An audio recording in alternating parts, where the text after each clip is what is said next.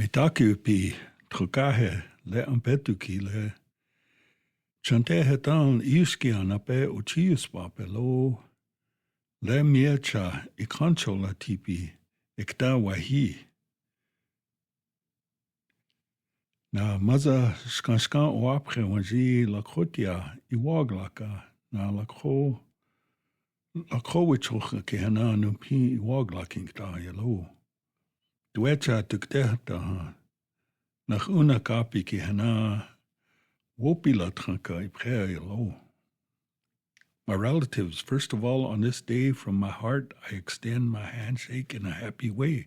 This is me. I have come to the radio station, and for 1 hour, I will speak upon both the Lakota language and culture. Those that from wherever you are listening, I give you my words of thanksgiving. Today is the August 19th, 2026 edition of the Lakota Cultural Hour. My name is Dana Dupree, and we are into our 37th episode today. First of all, we'd like to review from last week. Last week we did introduction, prayer, and then I shared a little spur-of-the-moment information on body types, the ecto and meso and endomorphs, something I picked up in my work back when I was doing training, doing workshops, and learning about different ways to learn about ourselves and how we're composed or how we're put together. Also, we went into Hechutu Yelo, lesson 4, kinship system, immediate family. So today we're going to jump into later on, we're going to jump into lesson 5, which would be the extended family. And so that is what is in store for you today. Also, we went into a story. I went into the story of the wild buffalo ride and the story of the KIPI, sun and time.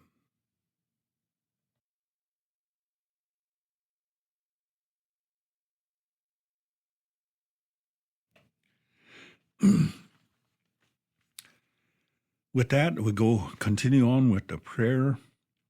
Trunkashila wachwala makuo. Daku wa glutrokcha waki hisni hana omakyayo. Daku wa glutrokcha waki hana washake makuo. Na le omakaki lena woksape wa gluhakta yalo. God grant me the serenity to accept the things that I cannot change, the courage to change the things that I can, and the wisdom to know the difference. Amen. And this is a prayer that is used in the process of attaining sobriety, the struggle to be free of alcohol and drugs. Mostly, this prayer is used in AA meetings, Al-Anon, and other meetings similar. And the key phrase is Hektakia Akupo, keep coming back. And that is the first part of our programming is the intro and the prayer and all that. Today we're going to get into some other activities. We're going to, like I said, we're going to do OLC student manual Hechetu Yelo, the way it is, lesson 5, kinship system, extended family, and in-laws. And then later on, we'll have some story time, a couple of stories. These stories will be utilized later on. And I do have a point of reference, and that is the Dictionary of Modern Lakota by Edwin Starr. And I have some background information on that one. It's a white book with kind of a paper bound, or not hard bound, but it's not a hardcover, but it's I think it was copywritten in 1994. So I believe there's little background information. Dictionary of Modern Lakota by Edwin Starr, copywritten 1994. And the first part is English to Lakota translation, and I counted 847 words. And then the other part is Lakota to English translation. So I counted 844 words. I either miscounted or overcounted, but they, I guess the reason I counted is because I was always interested in the composition of such publications. And I wanted to, later on, as time permits, I wanted to share some of those words. And because we didn't do lesson 1 out of OLC, H2LO, and that lesson is more basic introduction to Lakota language. And so there is a kind of a 3-pager that I utilize in a classroom, and probably copied it from other publications or curriculum that was used. It probably still is being used somewhere in some classroom. And just going to warm you up with some exercise here. First of all, I want to put a time frame to this, so we always have to watch time. Okay. Oop.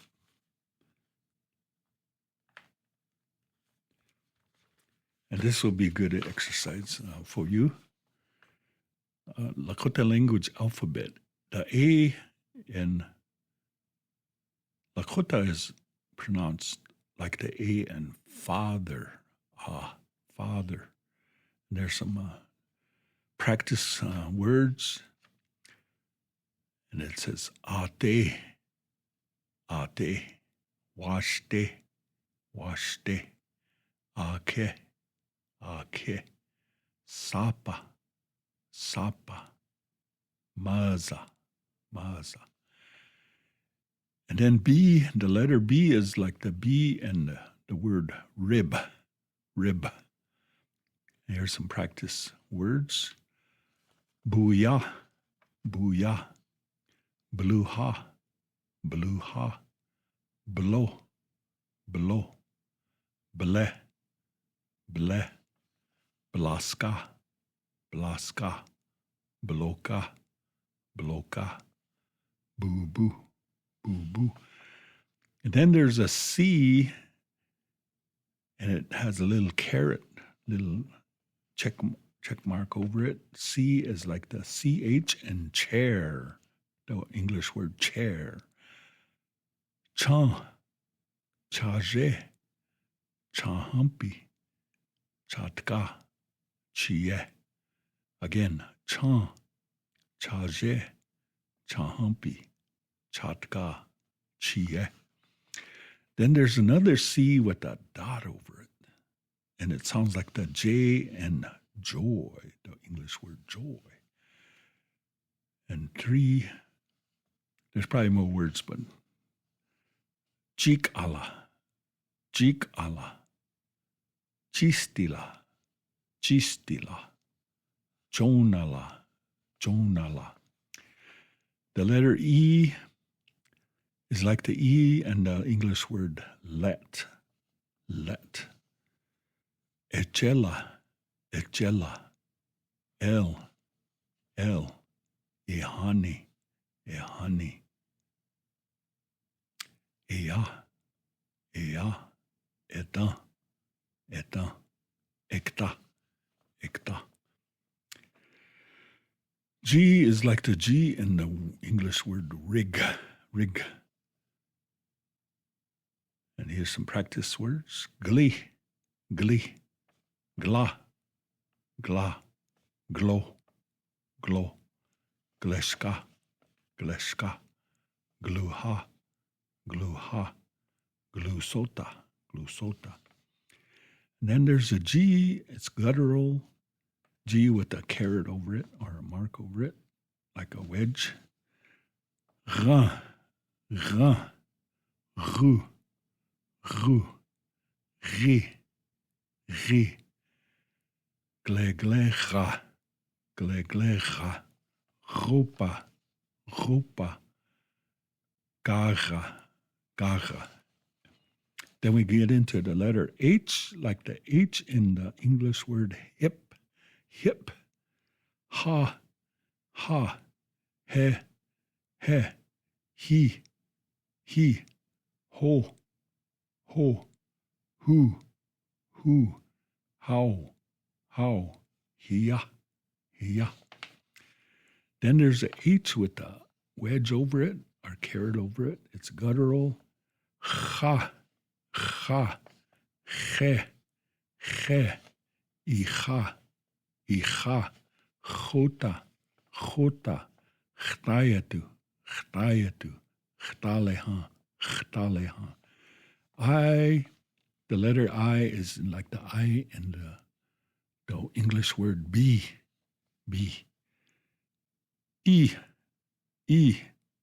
Ichu, igmu, ina, ite, iya, iye, iyuha. Then we jump to the second page, and J is like the J in the English word fusion. Charge, gajuju, kuja, maraju, ojula, owoju. K is like the K in the English word skill. Ga, ki, gitan, gatan, kola, gohan. And ga, ki, gitan, gata, gatan. Okay. Kola, gohan.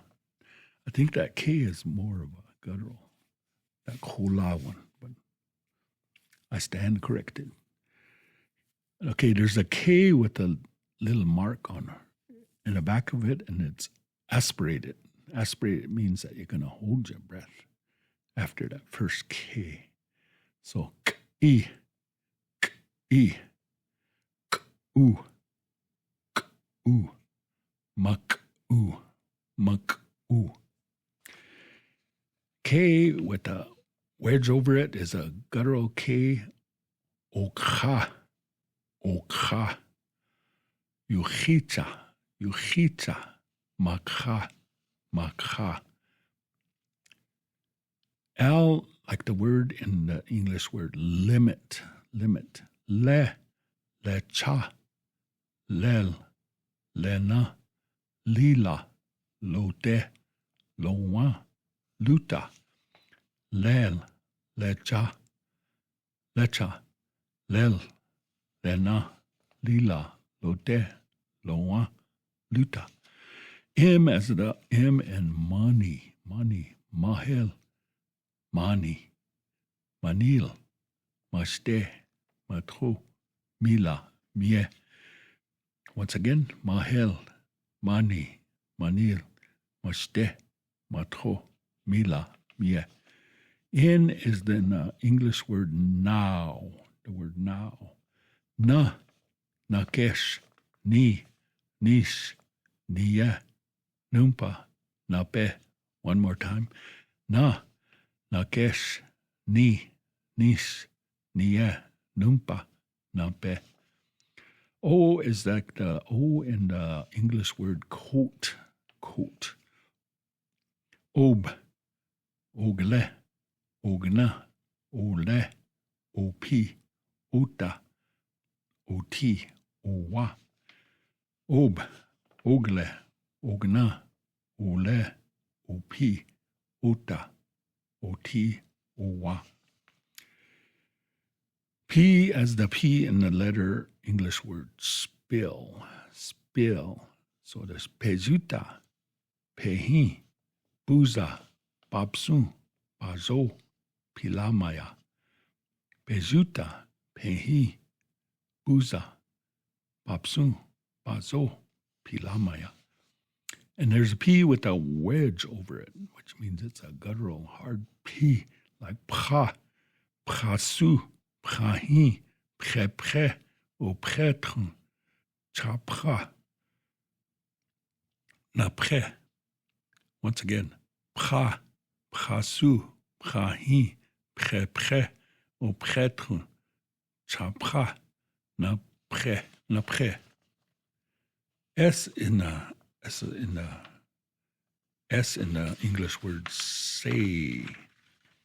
So we get si, sapa, secha, sinte, ska, suta, sni. Si, sapa, secha, sinte, ska, suta, sni. Then there's a S with a wedge over it, or a caret. SH in shoe, shoe, the English word shoe. Sha, shka, shke, shna, shni, shunka, shicha. Once again, sha, shka, shke, shna, shni, shunka, shicha. That's somebody's word, shicha. I mean, somebody's name, shicha. S with a mark behind it is aspirated. And there's only two of them.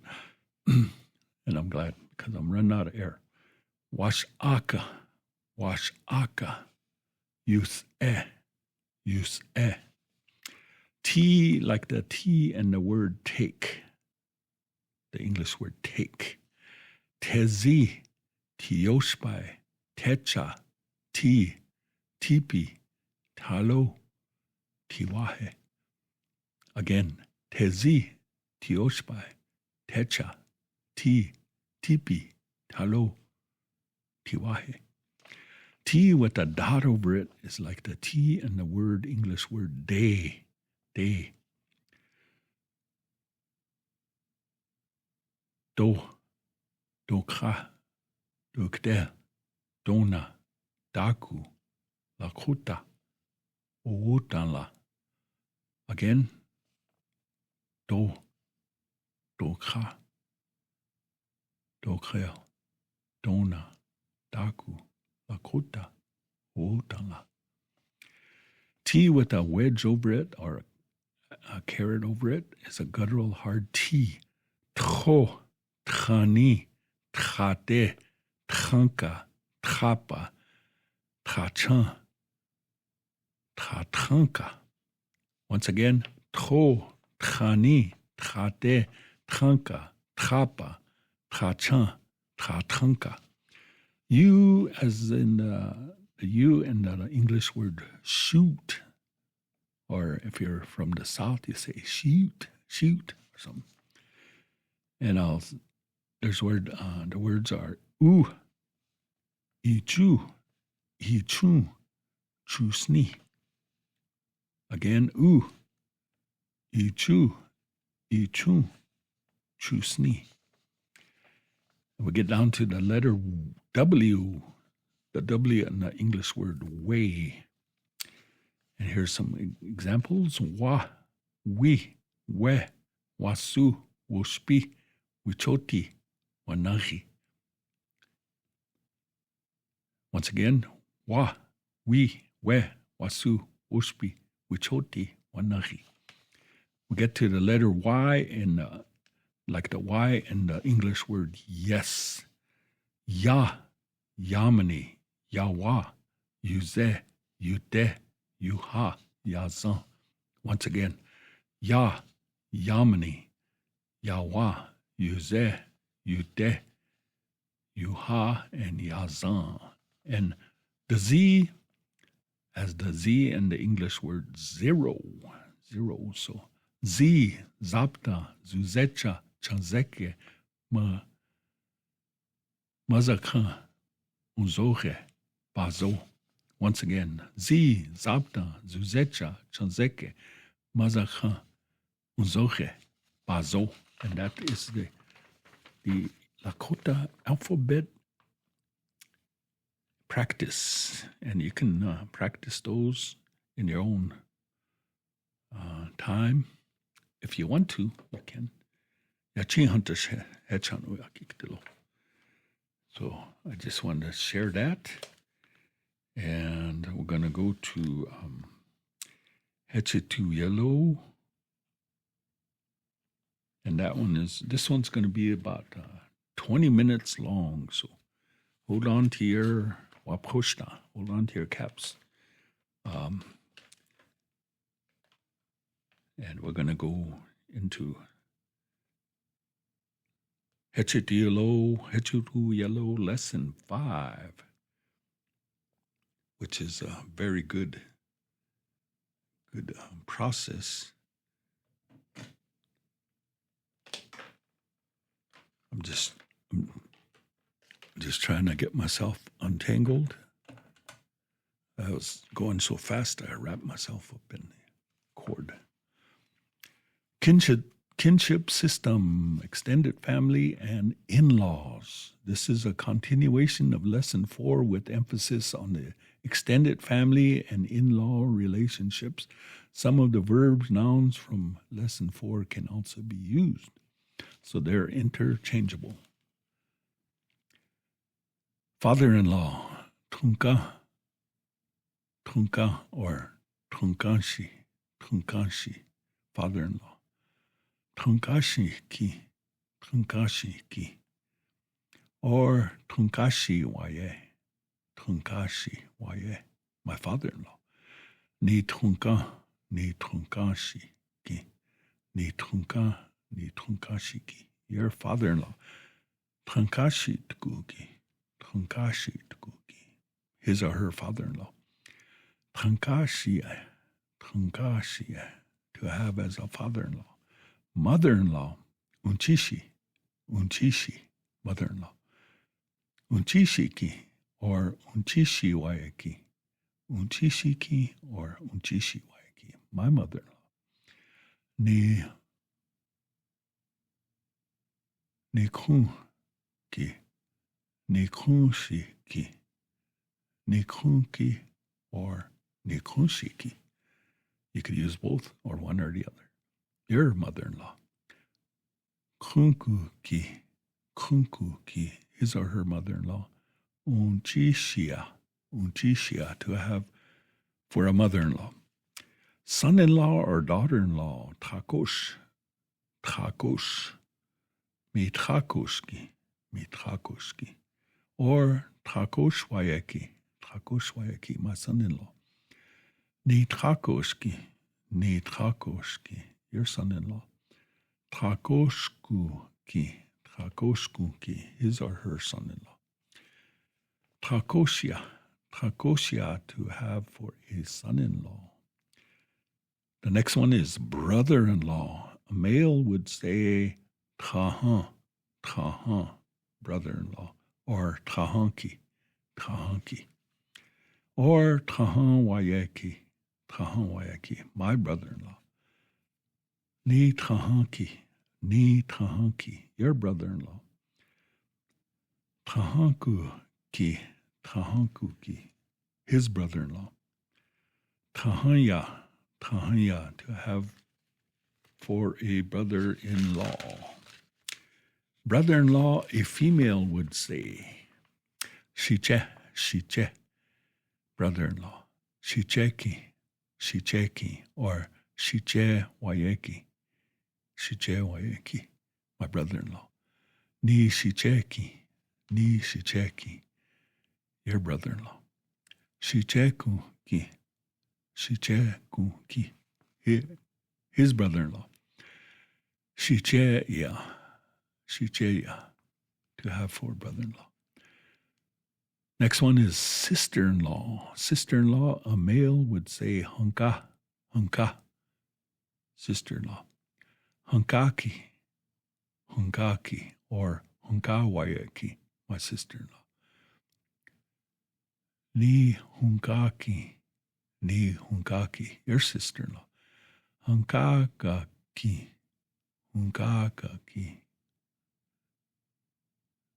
his sister-in-law. Hunkaya, to have for a sister-in-law. Sister-in-law, a female would say, is chepra. Sister-in-law, chepra ki, or chepra wayeki, my sister-in-law. Ni chepra ki, you're my sister-in-law. Chepra kuki, his sister-in-law. Chepra ya, to have for a sister-in-law. Okay, male cousin on father's side, a male would say chie or mesu, male cousin or brother. So it's same as a brother, I guess. So male, all your on your father's side, all your cousins are chie or mesu, brother, older brother or younger brother.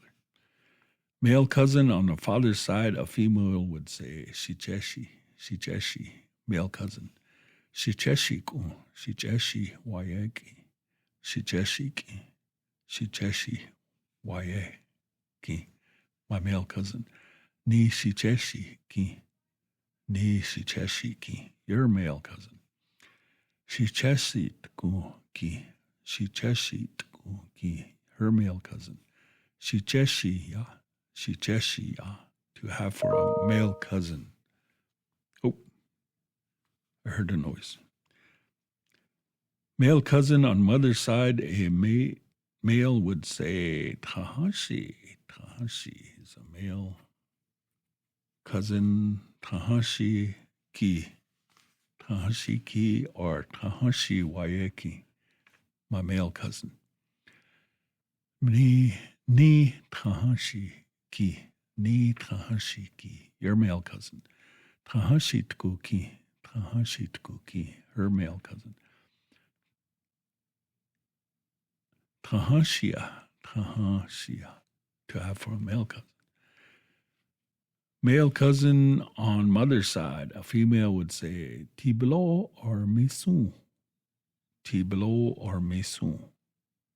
Is a word for Tiblo is older brother, Mesu is younger brother. Okay. Female cousin on father's side, a male would say Tranke or Trankshi. Tranke is older sister, Trankshi is younger sister. Okay, female cousin on father's side, a female would say Chepanshi. Female cousin, Chepanshi ki, or Chepanshi wayeki. My female cousin, Ni Chepanshi ki, your female cousin, Chepanshi ki, her female cousin. And Chepanshi kuki, her female cousin, and Chepanshi to have for a female cousin. So that one's pretty similar to a female saying sister-in-law. Female cousin on mother's side, a male would say Hankashi, female cousin. Hankashi ki, or Hankashi wayaki, my female cousin. Hankashi ki, ni Hankashi ki, your female cousin. Ni Hankashi ki. Hankashi tkuki, her female cousin. Hankashiya, to to have for a female cousin. Female cousin on mother's side, a female would say chue or tranka or tranke, sister. Okay, older sister, younger sister. Chue or tranke.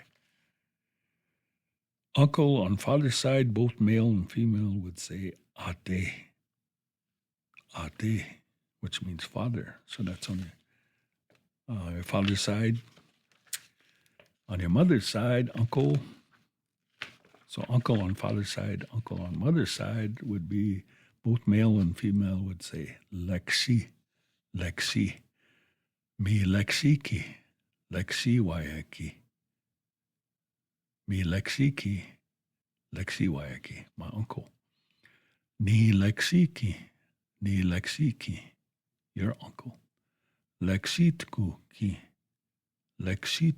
ki, his or her uncle. Lexia, to have for an uncle. Okay, and then aunt on father's side, both male and female, would say Towe, aunt. Mi Toweki, Towe Wayaki, my aunt. Ni Toweki, mi Toweki, your aunt. Tuichuki, his or her aunt.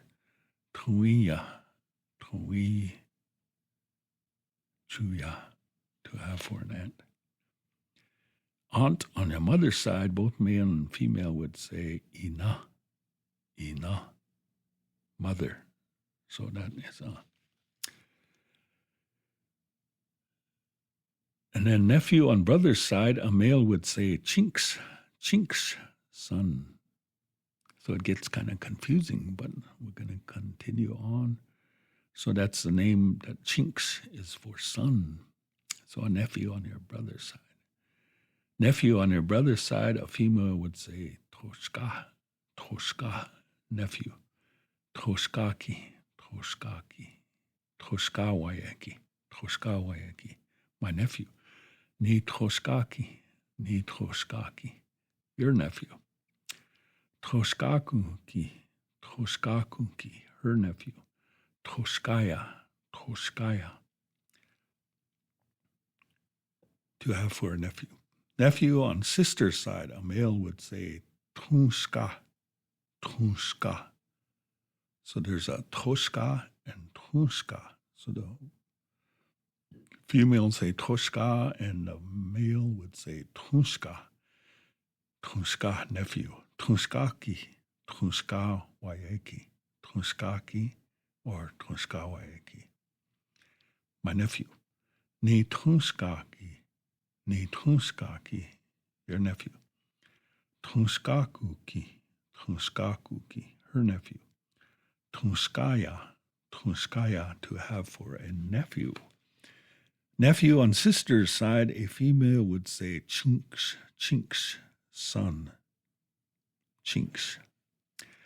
Niece on brother's side, a male would say Chunks or Chunksi. Daughter. Nephew on brother's side, a female would say Tojan, niece. Tojanki, Wayaki. Tojanki or Tojan Wayaki. My niece. Ni Tojan, your niece. Tojankuki, her niece. Tojanya, to have for a niece. A niece on sister's side, a male would say Tojan. So there's Tojan and Tojan. So the women say niece Tojan, and the men would say Tojan with the Tunzan, niece Tojan. Tojanki, Wayaki, Tojan Wayaki. My niece, Ni Tojan, your niece. Tojankuki, Tojanya, his niece, Tonjanya, to have for a niece, Tonjanya. Okay, a niece on sister's side, a female would say Chinks, daughter. And the two fathers of a married couple call each other Oma Wehetru, Oma Wehetru, Tra Oma Wehetru, his Oma Wehetru, Oma Wehetru, ya, Oma Wehetru, ya, to have for a Oma Wehetru. So men and women speak of their older and younger sisters as Hakata, Mahakata, my sister. Hakataya, to have for a sister. So that is the terms, and that's quite a lot of terminology to remember, and I don't expect you to remember all of it. And then we have some verbal conjugations, and then we'll do some exercises. Like I said, this is a long lesson, but a valuable lesson.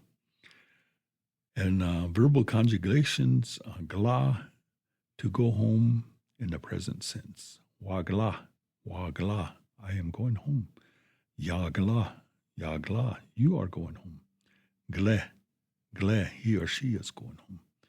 Glapi, they are going home. Yaglapi, you all are going home. Unglapi, we all are going home. Gninkte, to go home in a future sense. So gla is present tense, gninkte is future tense. Wagninkte, I will go home. Yagninkte, you will go home. Gninkte is he or she will go home. Yaglapikte, they will go home. Unglapikte, we all will go home. And the word u, to come here, u, in a present location, u. Wa-u, I am coming. Ya-u, you are coming. U, he or she is coming. Upi, pluralization, they are coming. Ya-upi, you all are coming. Unkupi, we all are coming. Ku, to come home here. Ku. So u is to come here in the present location. And ku is to come home here. Ku. So there's a difference. Waku, I am coming home. Yaku, you are coming home. Ku, he or she is coming home. Kupi, they are coming home. Yakupi, you all are coming home. Unkupi, we all are coming home. So those are the verbal conjugations in this lesson. Now we're going to go into the last part, and that is the exercises. When they said exercise, they didn't mean extra fries. Somebody said exercise, and they got all excited and said, oh, extra fries. You probably thought he meant extra French fries. But exercise means to move a little bit. So that was just my plug for my kola. He said, don't forget about me. So I said, okay. The general place nouns and additional vocabulary words from lesson 4 are used in the following exercises. Wana yaglahe, wana yaglaho. Are you going home now? And the one answer is, wana waglaye.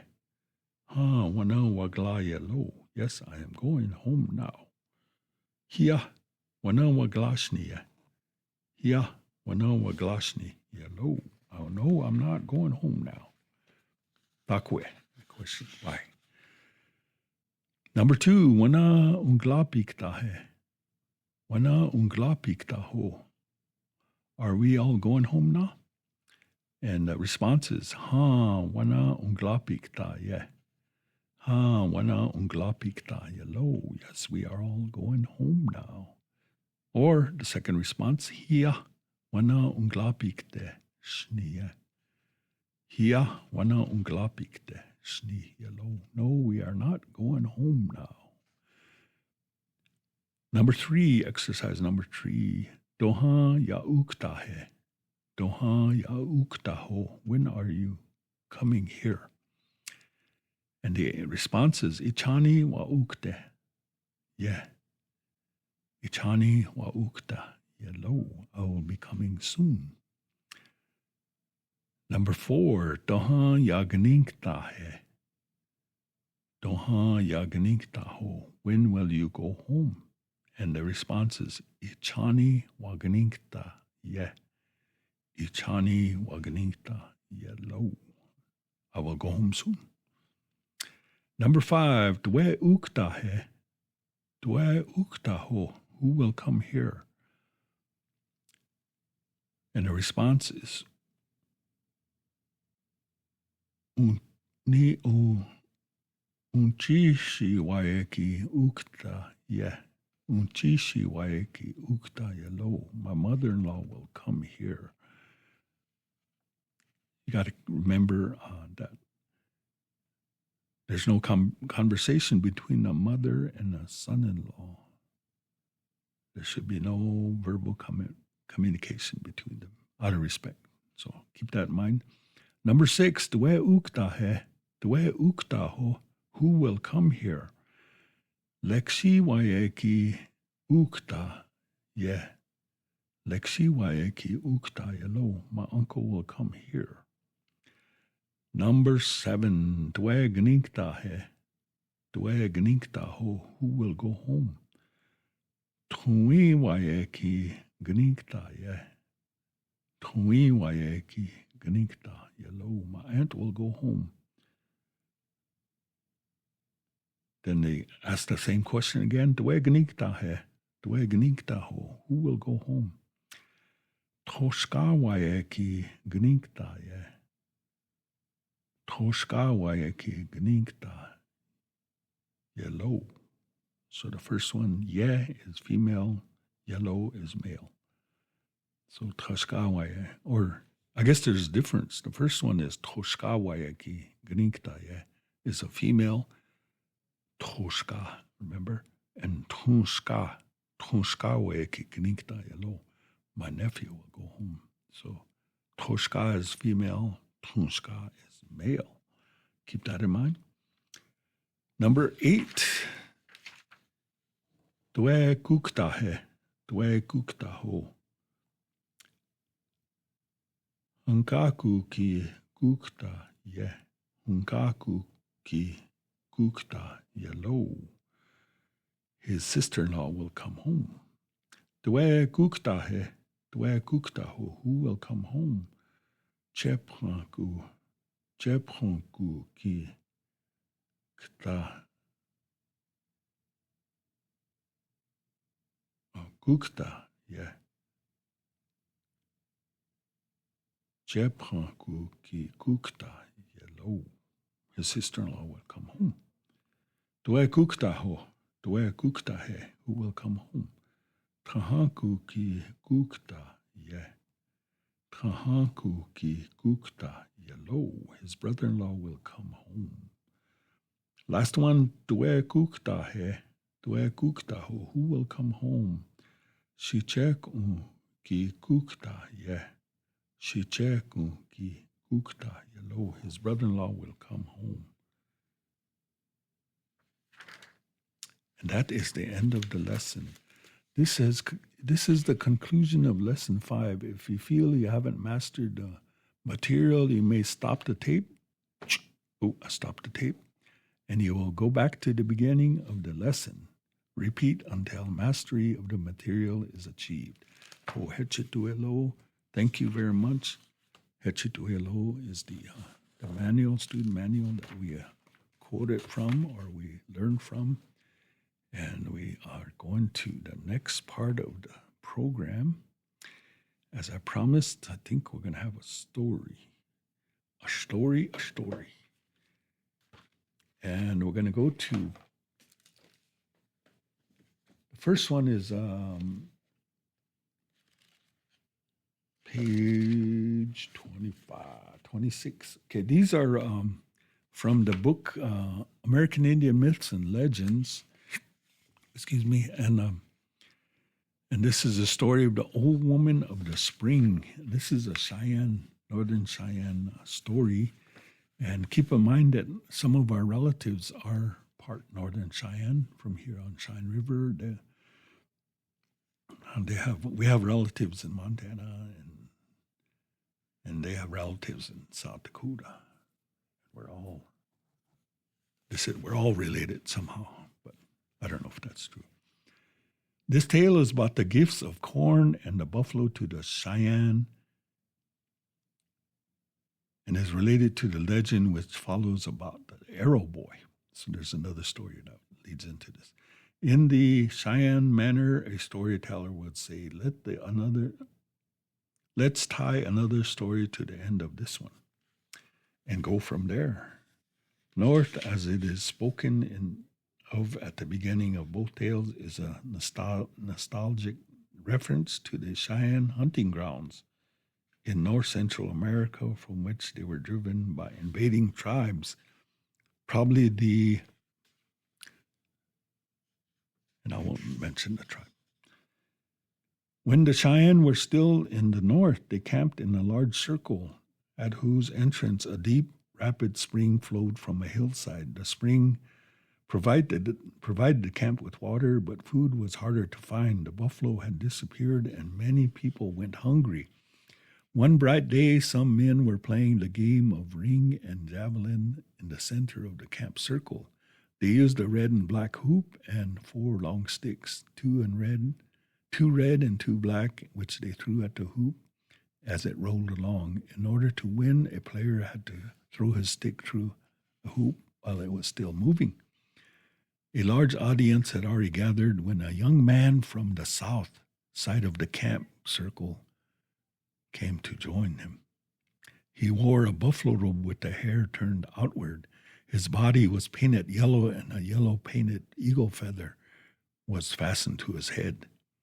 Soon another man dressed exactly like the first came from the north side of the camp to watch the game. They were unacquainted, but when the two caught sight of each other, they moved through the crowd to talk. "My friend," said the one man from the south side, "you're imitating my dress. Why are you doing it?" The other man said, "It is you who are imitating me. Why?" In their explanations, both men told the same story. They had entered the spring that flowed out from the hillside, and there they had been instructed on how to dress. By now, the crowd had stopped watching the game and gathered around to listen, and the young men told the people that they would go into the spring again and come out soon. As the crowd watched, the two approached the spring. The man from the south covered his head with his buffalo robe and entered. The other did the same. The young men splashed through the water and soon found themselves in a large cave. Near the entrance sat an old woman cooking some buffalo meat and corn in 2 separate earthen pots. She welcomed them. "Grandchildren, you have come. Here, sit beside me." They sat down, one on each side of her, and told her that the people were hungry and that they had come to her for food. She gave them corn from one pot and meat from the other. They ate until they had enough, and when they were through, the pots were still full. Then she told them to look towards the south, and they saw the land in that direction was covered with buffalo. She told them to look to the west, and they saw all kinds of animals, large and small, including ponies, though they knew nothing of ponies in those days. She told them to look towards the north, and they saw corn growing everywhere. The old woman said to them, "All this that you have seen shall be yours in the future. Tonight I caused the buffalo to be restored to you. When you leave this place, the buffalo will follow you, and your people will see them coming before sunset. Take this uncooked corn in your robes and plant it every spring in low, moist ground. After it matures, you can feed upon it. Take also this meat and corn that I have cooked," she said, "and when you have returned to your people, ask them to sit down to eat in the following order. First, all males from the youngest to the oldest, with the exception of one orphan boy. Second, all females from the oldest to youngest, with the exception of one orphan girl. When all are through eating, the rest of the food in the pots are to be eaten by the orphan boy and the orphan girl." The two men obeyed the old woman. When they passed out of the spring, they saw that their entire bodies were painted red, and the yellow breath feathers on their heads had turned red. They went to their people, who ate as directed of the corn and the meat. There was enough for all, and the contents of the pots remained full until they were passed to the two orphan children, who ate all the rest of the food. Toward sunset, the people went to their lodges and began watching the spring closely, and in a short time they saw a buffalo leap out. The creature jumped and played and rolled, then returned to the spring. In a little while, another buffalo jumped out, then another and another, and finally they came so fast that the Cheyenne were no longer able to count them. The buffalo continued to emerge all night, and the following day the whole country out in the distance was covered with buffalo. The buffalo scented the great camp. The next day the Cheyenne surrounded them, and though the men hunted on foot, they ran very fast. For a time the people had abundance of buffalo meat. In the spring, they moved their camp to low, swampy land where they planted the corn they had retrieved from the medicine stream. It grew rapidly, and every grain they planted brought forth strong stalks bearing 2 or 4 ears of corn. The people planted corn every year after that. One spring, after planting corn, the Cheyenne went on a buffalo hunt. When they had enough meat to last for a long time, they returned to their fields. To their surprise, they found that the corn had been stolen by some neighboring tribe. Nothing but stalks remained, not even a kernel for seed. Though the theft had occurred about a moon before, the Cheyenne trailed the enemy's footprints for several days. They even fought with 2 or 3 tribes, but never succeeded in tracing the robbers or recovering the stolen crop. It was a long time before the Cheyenne planted any more corn. So this was a story that was told at the turn of the century, I believe 1905, thereabouts.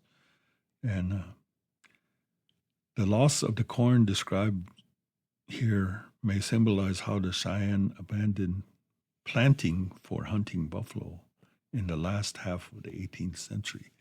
The wings given the plain tribes by arrival of guns and horses at this time not only allowed them to move from being gatherers to being hunters, the reverse of more common cultural evolution, but opened up the possibility to more elaborate and transportable material culture, hence the term the golden age of the Plains Indians. And so that was the first story. And jump right into this second story and this same book, and it's again a Cheyenne tale. Arrow Boy. Arrow Boy is the wonderful boy who gives a performance still enacted during the Sioux UWIPI ceremonies, in which the medicine man is tied up with a rawhide thong and covered with a star blanket, formerly a buffalo robe, while eerie lights flicker and invisible rattles and strange voices are heard. The potter-making pueblos have another version of this tale that they call the legend of the water Ola boy, water Ola boy. So this is Arrow Boy. After the Cheyenne had received their corn, and while they were still in the north, a young man and woman of the tribe were married. The woman became pregnant and carried her child in the womb for 4 years.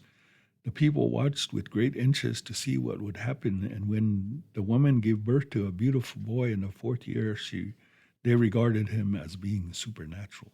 Before long, the woman and her husband died, and the boy was taken in by his grandmother, who lived alone.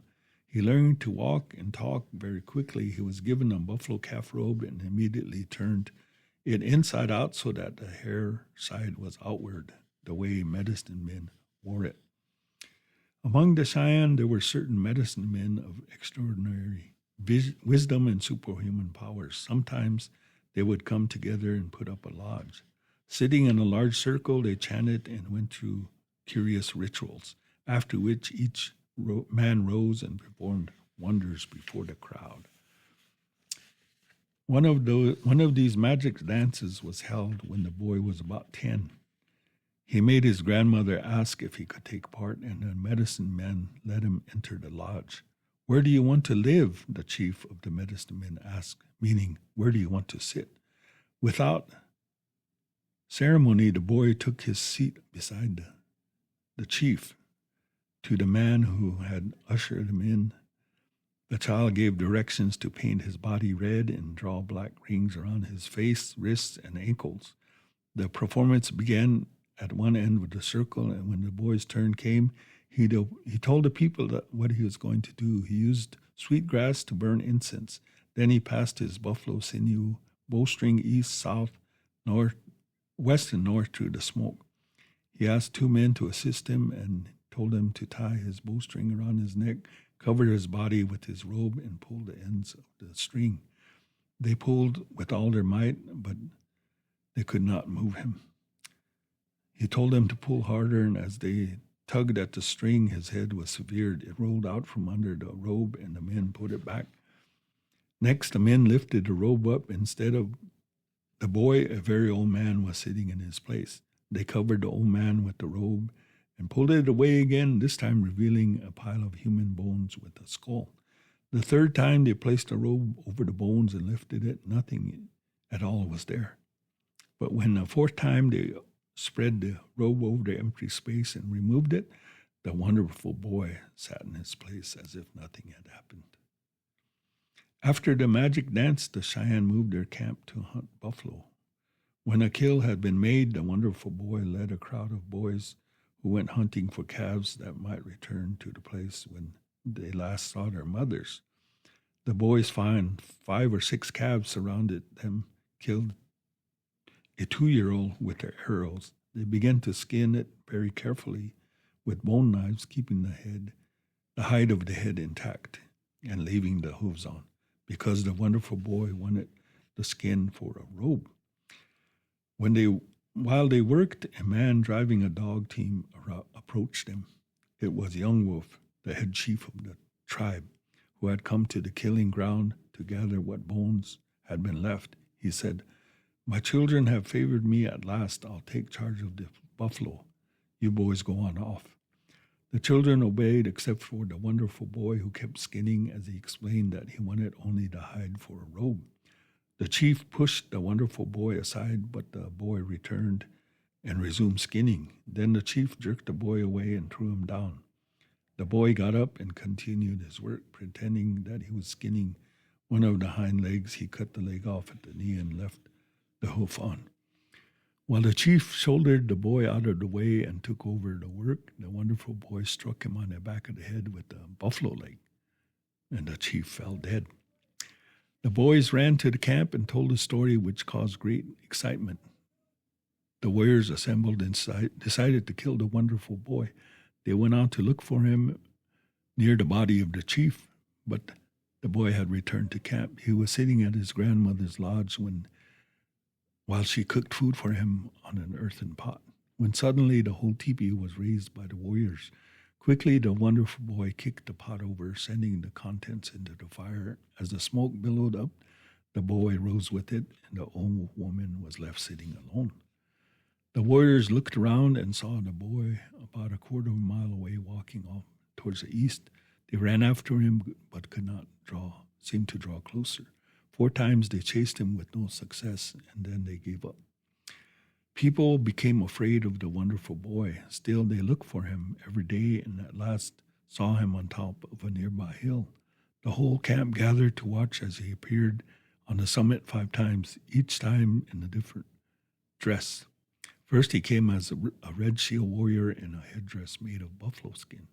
He had horns, a spear, a red shield, and 2 buffalo tails tied to each arm. The second time, he was a coyote warrior with his body painted black and yellow and with 2 eagle feathers sticking up in his head. The third time, he appeared as a dog-man warrior, wearing a feathered headdress and carrying an eagle bone whistle, the rattle of a buffalo hoof, and bow and arrows. The 4th time, he was a hoof rattle warrior. His body was painted, and he had a rattle to sing by and a spear about 8 feet long with a crook at one end and a shaft at the other end bent in a semicircle. The 5th time, his body was painted white on his forehead he wore a white owl skin. After this, the wonderful boy disappeared entirely. No one knew where he went. People thought him dead, and he was soon forgotten, for the buffalo disappeared and famine came to the Cheyenne. During this time, the wonderful boy traveled alone to the highest range of the mountains. As he drew near to a certain peak, a door opened in a mountain slope. He passed through the earth, into the earth, and the opening closed after him. There, inside the mountain, he found a large circle of men. Each represented a tribe and was seated beneath that tribe's bundle. They welcomed the wonderful boy and pointed out the one empty place under a bundle wrapped in foxskin. If you take this seat, the bundle will be yours to carry back to the Cheyenne, the headman said. But first you will remain here for 4 years, receiving instruction in order to become your tribe's prophet and counselor. The wonderful boy accepted the bundle, and all the men gave thanks. When his turn came to perform the bundle ceremony, they took it down and showed him its sacred ceremonies, songs, and 4 medicine arrows, each representing certain powers. Then for 4 years under the mountain peak, they taught him prophecies, magic, and ceremonies for warfare and hunting. Meanwhile, the Cheyenne were weak with hunger, threatened by starvation. All the animals had died, and people ate herbs. One day, as the tribe was traveling in search of food, 5 children lagged behind to look for herbs and mushrooms. Suddenly, the wonderful boy, now a young man bearing the name of Arrow Boy, appeared before them. "My poor children, throw away those mushrooms," he said. "It is I who brought famine among you, for I was angry with your people when they drove me from their camp. I have returned to provide you. You shall no longer hunger in the future. Go and gather some dried buffalo bones, and I will feed you." The children ran away and picked up buffalo bones and the wonderful boy, Arrow Boy, made a few passes and turned them into fresh meat. He fed the children with fat, marrow, liver, and other strengthening parts of the buffalo. When they had eaten all they wanted, he gave them fat and meat. "Take this to your people," he said. "Tell them that I, Arrow Boy, have returned." Though the boys ran into camp, Arrow Boy used his magic to reach it first. He entered the lodge of his uncle and lay down to rest, for he was tired. His uncle and his wife were sitting just outside, but they did not see Arrow Boy pass by. The boys arrived in camp with their tale, which created great excitement. The uncle's wife went into the lodge to get a pipe, and it was then she saw Arrow Boy lying on a buffalo, covered with a buffalo robe. The robe and his shirt, leggings, and moccasins were all painted red. Guessing that he was Arrow Boy, the men went into the lodge, asked the stranger to sit up, and cried over him. They saw his bundle, and knowing he had power, they asked him what they should do. Arrow Boy told the Cheyenne to camp in a circle, set up a large teepee in the center. When this had been done, he called all the medicine men to bring their rattles and pipes. Then he went into the teepee and sang the sacred songs that he had learned. It was night before he came to the song about the fourth arrow. In the darkness, the buffalo returned with a roar like thunder. The frightened Cheyenne went to Arrow Boy and asked him what to do. Go to sleep, he said, for the buffalo, your food has returned to you. The roar of the buffalo continued throughout the night as long as he sang. The next morning, the land was covered with buffalo, and the people went out and killed all they wanted. From that time forth, owing to the medicine arrows, the Cheyenne had plenty to eat and great powers. This was retold in a story reported by George A. Dorsey in 1905. And the medicine arrows brought down from the mountains by Arrow Boy still exist and are cared for by the arrow keeper of the Southern Cheyenne in Oklahoma. So that is the story of Arrow Boy. And I believe we're at the end of, we kind of went a little bit over, but just wanted to share those two stories with you. Wana meglustan chalnachi tiata waganina asni wakingtena. Okay, I'm better when she let go on a care walk like to Hannah and Humptana Kakina, better wash the up or Wahami Dakuye, who ya say.